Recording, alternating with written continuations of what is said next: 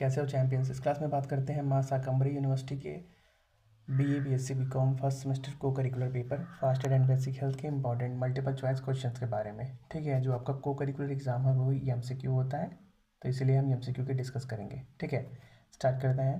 हमने इसके और भी वीडियो डिस्कस किए हुए हैं। इस वीडियो के डिस्क्रिप्शन में जो प्लेलिस्ट है वहाँ पे आपको बाकी के वीडियो मिल जाएंगे। 22 को BSc BCom और 23 को जो PA का एग्ज़ाम हो रहा है उसी के ऊपर हम ये इंपॉर्टेंट क्वेश्चन डिस्कस कर रहे हैं। ठीक है, चलिए स्टार्ट करते हैं। तो प्राथमिक चिकित्सा देने से पहले सबसे पहले क्या सुनिश्चित करना चाहिए? तो दृश्य की सुरक्षा, मतलब कहाँ पे एक्सीडेंट हुआ है, कहाँ पे इमरजेंसी सिचुएशन है, आप उसको ध्यान में रखोगे। कोई इंसान रोड पे चल रहा है, अगर गिरा है बीच रोड में, तो एटलीस्ट हम पहले क्या करेंगे, उसको उठा के साइड में लाएंगे। फिर जो भी पॉसिबिलिटीज़ है, अगर सांस नहीं ले रहा है तो CPR देंगे। अगर कहीं चोट वगैरह लगी है तो कुछ कपड़े से साफ कपड़े से बांधेंगे जिससे खून कम निकले वगैरह वगैरह। ठीक है, प्राथमिक चिकित्सा में 3 PS का क्या है? 3 PPP मतलब क्या? प्रिजर्व लाइफ, प्रिवेंट डिटोरिएशन और प्रमोट रिकवरी। ठीक है, मतलब जीवन बचाना, स्थिति बिगड़ने से रोकना और स्वास्थ्य लाभ को बढ़ावा देना। CPR में प्रति मिनट कितने कंप्रेशन देने चाहिए? तो 100 से 120 प्रति मिनट कंप्रेशन देने चाहिए। बच्चे 1 से 8 वर्ष में CPR के लिए कितने हाथ उपयोग करते हैं? तो सिर्फ एक हाथ का उपयोग करते हैं, क्योंकि बच्चों में पसलियाँ बहुत ही नाजुक होती हैं, तो दोनों हाथ अगर आप लगा के प्रेस करोगे तो टूटने का डर रहता है। AED मतलब ऑटोमेटेड एक्सटर्नल डिफाइब्रेटर का उपयोग किस स्थिति में करते हैं? तो हृदय गति रुकने पर करते हैं। रिकवरी पोजीशन में व्यक्ति को किस तरफ लिटाना चाहिए? तो किसी भी तरफ, लेकिन बाईं तरफ बेहतर होता है, आप लिटा सकते हो। ABC का पूर्ण रूप प्राथमिक चिकित्सा में क्या है? ABC मतलब होता है एयरवे, ब्रीदिंग और सर्कुलेशन। हाथ धोने का सही तकनीक में कितने चरण होते हैं?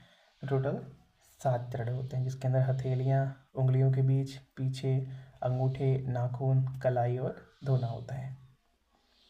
प्राथमिक चिकित्सा किट में स्टेरलाइट गॉड पैड का क्या उपयोग है?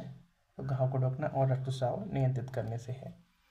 हमने इसके और भी ये तो बता ही दिया था। अगर आपके पास इसके पुराने क्वेश्चन पेपर वगैरह हैं तो डिस्क्रिप्शन में एक WhatsApp नंबर है, आप उस पर सेंड कर सकते हो, हम आपको आंसर की प्रोवाइड कर देंगे। और एग्ज़ाम के बाद भी आप अपने पेपर हमको सेंड कर सकते हो, हम उसका भी सोल्यूशन प्रोवाइड कर देंगे। टूर्निकेट कब लगाना चाहिए? तो केवल जीवन घातक रक्तस्राव जीवन तरीके से नहीं रुकता, उस सिचुएशन में टूर्निकेट का प्रयोग करना चाहिए। प्रेशर पॉइंट का उपयोग कब करते हैं? तो जब सीधा दबाव रक्तस्राव नहीं रोक पाता तब प्रेशर पॉइंट का उपयोग करते हैं। क्रैप बैंडेज का मुख्य उपयोग क्या है? तो मोच और खिंचाव में सहायता देना। ड्रैग पुल निकासी तकनीक कब उपयोगी है? तो आपातकालीन स्थिति में जल्दी से सुरक्षित स्थान पर खींचने के लिए उपयोगी है। श्वास की सामान्य दर वयस्क में प्रति मिनट कितनी होती है? तो 12 से 20 प्रति मिनट होती है। हाइपरवेंटिलेशन मतलब तेज़ सांस चल रही है में क्या करना चाहिए? तो पेपर बैग में सांस लेने को कहना चाहिए, सांस रहने में मदद करना चाहिए और धीमी गहरी सांस लेने के लिए प्रोत्साहित करनी चाहिए। तीनों ही बातें सही हैं, तो चौथा ऑप्शन सही हो जाएगा। जॉ थ्रस्ट मैनिक्योर कब उपयोग करते हैं? तो संदिग्ध रीढ़ की चोट में वायुमार्ग खोलने के लिए करते हैं। घुटन से बेहोश हो जाने पर क्या करना चाहिए? तो CPR शुरू करना चाहिए।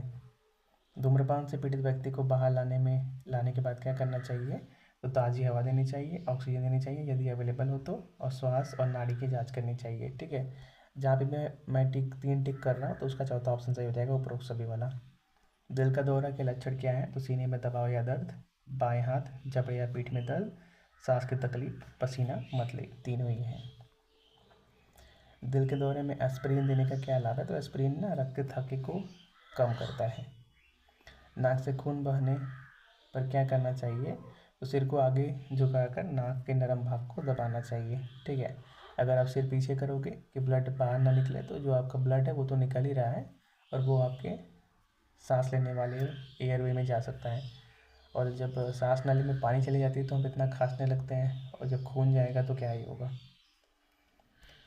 कान से खून या तरल पदार्थ निकलने का क्या संकेत हो सकता है? तो सिर की गंभीर चोट या खोपड़ी फ्रैक्चर का संकेत हो सकता है। आंतरिक रक्तस्राव के संकेत क्या हैं? तो कठोर या सूजा हुआ पेट, त्वचा पर चोट का निशान, शॉक के लक्षण, तीनों ही हैं। छाती की चोट में फ्लेल चेस्ट क्या है?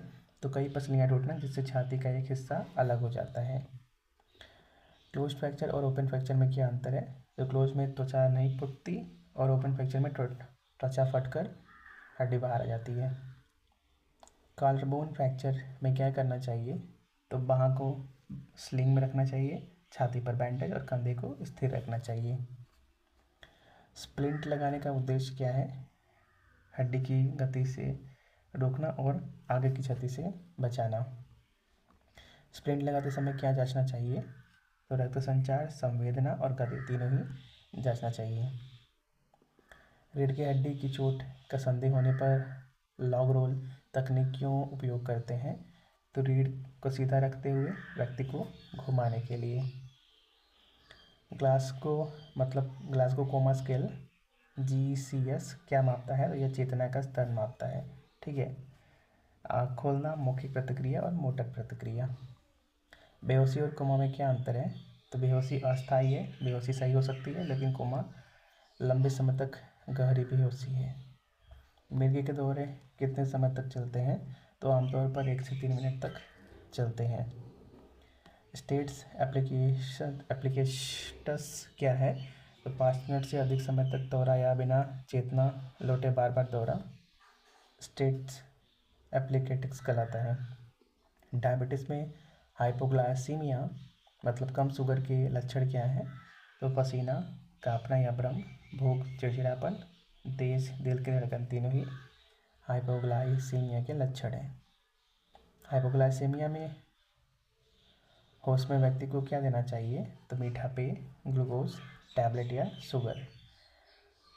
अपेंडिसाइटिस का मुख्य लक्षण क्या है? तो पेट के दाहिने निचले हिस्से में तेज दर्द, मतली और उल्टी और बुखार तीनों ही इसके लक्षण हैं। पेट दर्द में रिबाउंड टेंडरनेस का क्या संकेत है?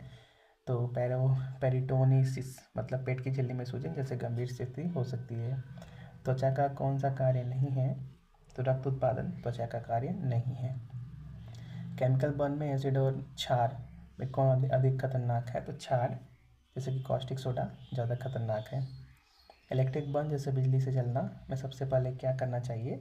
तो बिजली का स्रोत बंद करना या गैर संवाहक वस्तु से पीड़ित को हटाना चाहिए। गैर संवाहक जैसे लकड़ी हो गया।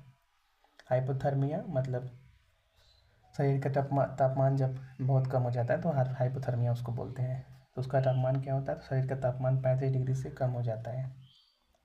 हाइपोथर्मिया के उपचार में क्या नहीं करना चाहिए? तो अचानक गर्म पानी में डालना, शराब पिलाना और तेज़ गर्मी देना, ये सभी काम नहीं करने चाहिए। हीट क्रैम्प क्या है? तो गर्मी और पसीने के कारण मांसपेशी में दर्दनाक ऐंठन, ये सभी नहीं करना चाहिए।